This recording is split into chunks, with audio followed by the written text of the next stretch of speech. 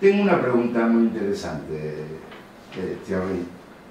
En un momento, en pleno desarrollo de la guerra en Siria, de la invasión a Siria, Rusia,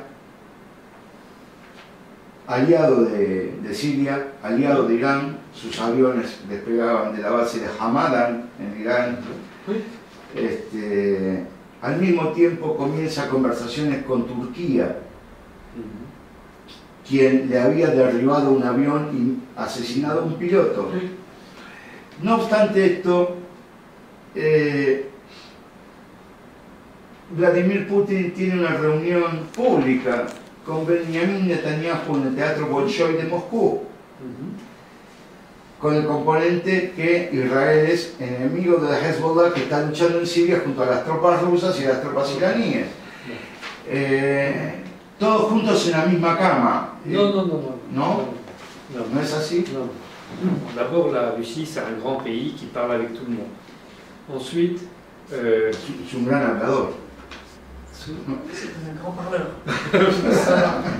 Ensuite, la Russie vient de rentrer en conflit évident avec l'État d'Israël, puisque M. Netanyahou était venu à Moscou pour exiger que quand on ferait la paix en Syrie, il n'y ait ni le Hezbollah, ni les gardiens de la révolution, à moins de 60 km de la ligne de cessez-le-feu avec Israël. Ah.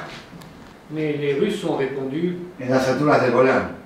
Oui, mais ils annexent le Golan et ils veulent 60 km en plus. Donc les Russes ont répondu, écoutez, vous avez déjà perdu la guerre contre le Liban en 2006, vous venez de perdre la guerre contre la Syrie, donc vous n'avez droit à rien, et aujourd'hui, il y a une base des gardiens de la Révolution qui se trouve dans la zone que les Israéliens voulaient neutraliser. Le deuxième point, c'est que au début de la guerre, la Russie avait des relations de méfiance vis-à-vis du Hezbollah. Mais pendant cette guerre, ils se sont rendus compte de la valeur extraordinaire du Hezbollah. Ils ont envoyé leurs meilleurs experts de l'Académie militaire à Moscou pour rencontrer les chefs politiques et militaires du Hezbollah en Syrie. Il y a eu des échanges très très importants. Et aujourd'hui, les techniques militaires du Hezbollah sont enseignées à Moscou. Alors, ensuite, pour la question de la Turquie, c'est une obligation pour la Russie d'avoir des bonnes relations avec la Turquie. Parce que la Turquie contrôle les détroits entre la mer Noire et la Méditerranée. Mais je ne pense pas que ça ira au-delà de cette bonne entente. Yo entiendo las relaciones entre Turquía e Irán porque en Irán hay mucha población turcomana también, tienen fronteras en común. No es que me guste mucho, pero entiendo de qué se trata.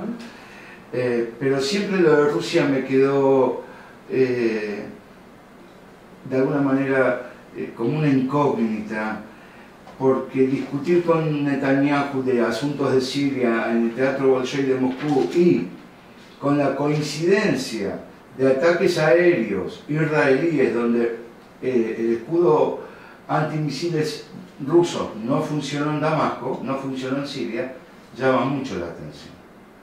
Esa fue la cuestión por la cual a mí siempre Rusia me pareció una cosa diferente de Irán y de Hezbollah con respecto a Siria.